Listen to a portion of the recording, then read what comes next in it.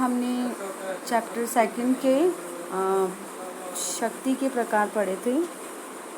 शक्ति के प्रकार के बाद में हमने जो टॉपिक लिया था वो लिया था सत्ता, जिसमें हमने उसका अर्थ देख लिया, परिभाषा देखी, उसके सिद्धांत कौन कौन से थे। अब आते हैं हमारे सत्ता के प्रकार के। आपके इस चैप्टर के अंदर सत्ता का जो प्रकार है वो मैक्स वेबर के अनुसार बताया गया है।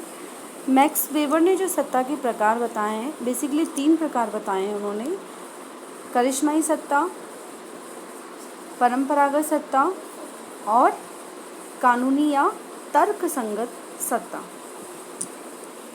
देखिए, हम यदि करिश्माई सत्ता की बात करते हैं तो इसके नाम से ही पता चल रहा है कि व्यक्ति के गुण और चमत्कारों के कारण उसे जो सत्ता प्राप्त हुई है वो उसकी करिश्माई सत्ता होती है। कई बार हम कहते हैं ना कि ये जो सामने वाला व्यक्ति है ये तो गॉड गिफ्टेड है, इसे तो कुछ भी प्राप्त करने की ज़रूरत नहीं पड़ी, गॉड गिफ्टेड है, उसके अंदर इतने गुण हैं जिसके कारण मुझे स्वतः ही सब कुछ प्राप्त हो जाता है ना। तो ये उसी प्रकार की सत्ता है। और इस प्रकार की सत्ता में कुछ सामने वाले व्यक्ति को वो व्यक्ति क्या करते हैं कि इतनी जल्दी अपनी ओर आकर्षित कर लेते हैं और जो कुछ भी वो उनसे करवाना चाहते हैं ना, सामने वाले कुछ भी करने के लिए तैयार हो जाते हैं। मतलब सामने वाले के लिए वो बड़े से बड़ा त्याग करने को भी रेडी हो जाते हैं बिना किसी तर्क वितर्क के। देखिए, ये सत्ता व्यक्ति के गुणों एवं चमत्कार पर आधारित होती है। इसमें जनता ऐसे करिश्माई व्यक्ति की बातों पर या उसके इशारे पर बड़े से बड़ा त्याग करने को भी तैयार हो जाती है। अब बात आती है परंपरागत सत्ता की। परंपरागत सत्ता, यह सत्ता व्यक्ति को उसके वंश और परंपरा के कारण प्राप्त होती है, जिससे वो सामने वाले को क्या करता है, निर्देशित करता है। जैसे राजतंत्रात्मक शासन व्यवस्था, आप सब जानते ही हो कि राजा का तंत्र, जहाँ पर उसके राजा के बाद में उसका जो उत्तरदायित्व है वो उसके बड़े पुत्र को वहन करना होता। चाहे अब बड़ा पुत्र जो राजा बन रहा है उसके अंदर इतनी योग्यता हो ही नहीं कि वो इस पद के योग्य हो, लेकिन फिर भी जैसे ही वो वहाँ बैठता है वो क्या कर लेता है, सामने वाले को निर्देशित करना शुरू कर देते हैं। और आपने देखा कि घर के अंदर हमारे परिवार में जो बड़े बुजुर्ग होते हैं वो घर के मुखिया कहलाते हैं। जब वो बोलना शुरू करते हैं तो फिर सब चुप हो जाते हैं, कोई उनके सामने नहीं बोलता। चाहे आजकल की न्यू जनरेशन कितनी ही एडवांस हो, हाँ, टेक्नोलॉजी के मामले में वो अपने शायद बड़े बुजुर्गों को पीछे छोड़ जाएं, लेकिन फिर भी सत्ता किसकी चलती है परिवार के अंदर, हुक्म किसका चलता है, कहना किसका माना जाता है, पूरा परिवार निर्देशित किसके आधार पे होता है, घर के मुखिया के द्वारा, जो कि हमारे दादाजी या पिताजी होते हैं। तो यह सत्ता व्यक्तियों को वंश या परंपरा के कारण यह अधिकार प्राप्त होता है जिससे वह सामने वाले को निर्देशित कर सके। इस प्रकार की सत्ता में तर्क या बुद्धिसंगता का अभाव होता है। घर में वृद्धजनों की सत्ता इसी का रूप है। तीसरा आता है अब ये कानूनी या तर्क संगत सत्ता। इस प्रकार की सत्ता का आधार व्यक्ति, वंश या परंपरा न होकर उसका पद होता है जिसे वह अपनी योग्यता से प्राप्त करता है, और उस पद की जितनी भी सत्ता है उसका प्रयोग वे पद पर आसीन व्यक्ति ही करता है। जैसे कि प्रधानमंत्री पद की सत्ता, जिस व्यक्ति के पास में वह पद होता है वही उसकी सत्ता का प्रयोग कर सकता है।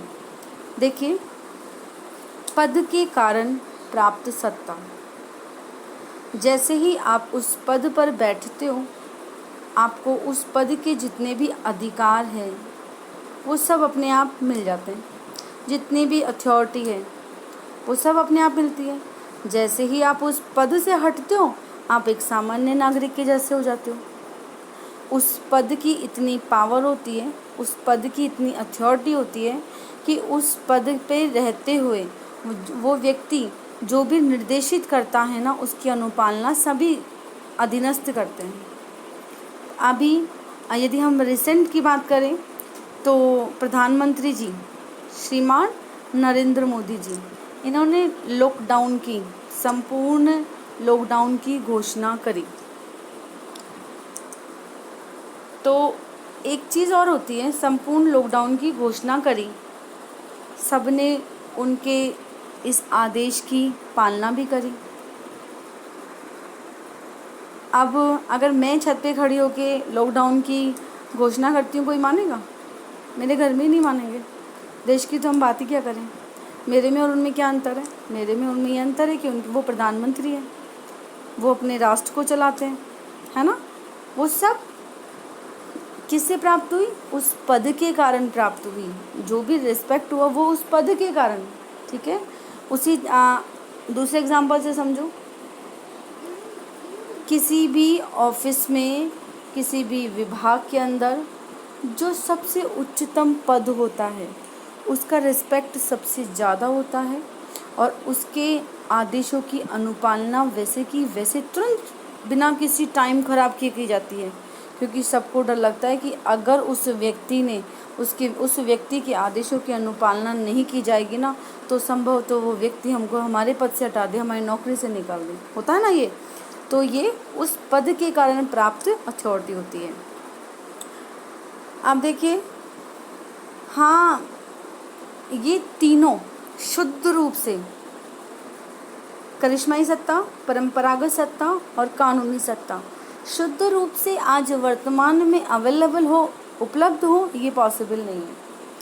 ना तो पूरी तरीके से हम करिश्माई सत्ता की बात करते हैं कि जो व्यक्ति गुणों पे और चमत्कारों पे को धारण किए हुए हैं वही सत्ता चलाता है, या हम वंश परंपरागत की बात करते हैं, और ना ही हम किसकी बात कर सकते हैं, कानूनी या तर्कसंगत। सबका मिला जुला रूप आज हम वर्तमान में देखने को मिलता है। अब देखिए, बात आती है कि हम इस सत्ता का प्रयोग करने वाले की बातों को क्यों मानते हैं। मना भी तो कर सकते हैं। हम इसलिए मना नहीं कर सकते क्योंकि जो सत्ताधारी व्यक्ति होता है ना, उस व्यक्ति के जो आदेश होते हैं उनमें लोकप्रियता होती है। लोकप्रियता मतलब उस व्यक्ति के द्वारा दिए जाने वाले जितने भी आदेश हैं वो क्या होते हैं, एक रूपता धारण करे हुए होते हैं। कहीं भी भेदभाव नहीं होता है, सर्वहित की भावना उनके आदेशों में निहित होती है, इसीलिए सबको लोकप्रिय होते हैं। सब लोगों का विश्वास होता है कि जिस व्यक्ति के हाथों में सत्ता है, जो व्यक्ति या संगठन या विभाग सत्ता का प्रयोग कर रहा है, अथॉरिटी का प्रयोग कर रहा है, वो व्यक्ति कैसा होगा, हमारे साथ में चीट करने वाला नहीं होगा, सार्वजनिक हित की बात करने वाला होगा, या किसी के साथ में भी गलत नहीं होने देगा। वो जो कर रहा है संभवतः सही करेगा। इसीलिए सब लोग क्या करते हैं, उस व्यक्ति की सत्ता को स्वीकार कर लेते हैं और उसके आदेशों की अनुपालना करते हैं। अब ये बात हो गई सत्ता की। यहाँ पे आपका सत्ता का जो टॉपिक है वो कंप्लीट होता है। अब बात करते हैं हम वैधता की। देखिए, वैधता, लेजिटमसी, वैधता, लेजिटमसी, इस शब्द की जो उत्पत्ति होती है वो लैटिन भाषा के लेजिटम से हुई है, जिसका अर्थ होता है लॉफुल, अर्थात वैधानिक, अर्थात कानूनी रूप से सही। देखिए, वैधता को हम शक्ति और सत्ता, इन दोनों को जोड़ने वाला तत्व कह सकते हैं। शक्ति हमने पढ़ी थी कि सामने वाले के अधिकार, सामने वाले को अपने विचारों से क्या कर लेना, सहमत कर लेना, सामने वाले के व्यवहार में परिवर्तन करना, ये क्या थी, शक्ति थी। सत्ता भी पढ़ ली हमने, सत्ता है अधिकार प्राप्त उस व्यक्ति को। अब इन दोनों के बीच की हम बात करें, ऐसा क्या रीज़न था कि हम शक्ति को भी मानते हैं और हम सत्ता को भी मानते हैं। कई विद्वानों ने क्या किया है, इसका वर्णन किया है। मनु, प्लेटो, हॉब्स, जॉन लॉक, रूसो जैसे कई विद्वानों ने इसे स्वीकार भी किया है। वैधता शक्ति और सत्ता के बीच की कड़ी है। कोई भी शासक व्यक्ति के आधार पर व्यक्ति को बाहरी रूप से नियंत्रण कर सकता है। देखिए, बाहरी रूप से डर के कारण बलपूर्वक अपनी शक्ति का प्रयोग करके वो बाहरी रूप से उसको कंट्रोल में कर सकता है। लेकिन यदि हम किसी के आंतरिक मन में परिवर्तन कर सकें, वो क्या होगा? सच्चा परिवर्तन होगा, वो वास्तविक परिवर्तन होगा। और ये वास्तविक परिवर्तन किसके कारण होता है? वैधता के आधार पे। क्योंकि जिस अधिकार को कानूनी रूप से सही बताया गया है ना, वो अधिकार सामने वाले के हृदय में भी परिवर्तन कर लेती है। जैसे लोकतांत्रिक शासन व्यवस्था।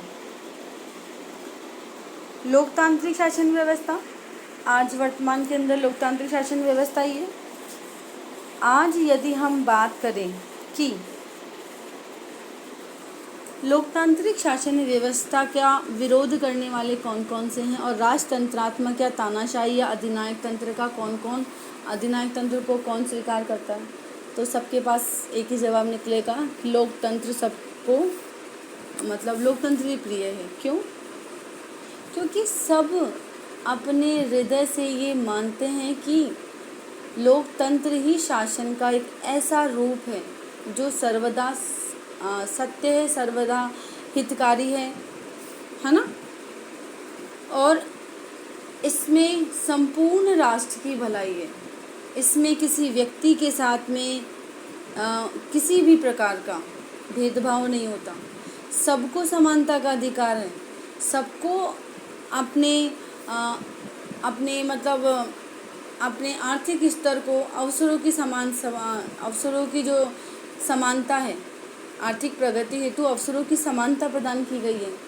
ऐसी लोकतांत्रिक व्यवस्था के अंतर्गत ही हो सकता है, क्योंकि इसमें सामने वाले के विचारों को उतना ही सम्मान दिया जाता है जितना कि एक उच्चतर स्तर पर बैठा हुआ जो व्यक्ति है ना, उसकी।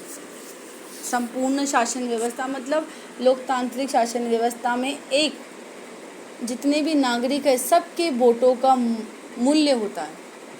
किसी भी व्यक्ति को ऐसा नहीं लगता कि हम शासन व्यवस्था में अपनी भागीदारी नहीं निभा रहे।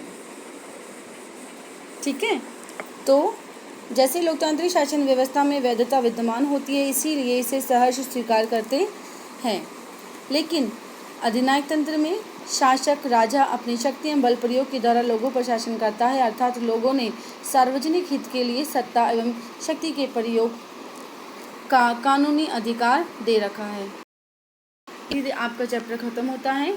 अब मैं आपको इसके क्वेश्चन आंसर सेंड कर देती हूँ। आपको जिस भी क्वेश्चन में कोई भी प्रॉब्लम हो, आप मेरे से पूछ लीजिएगा।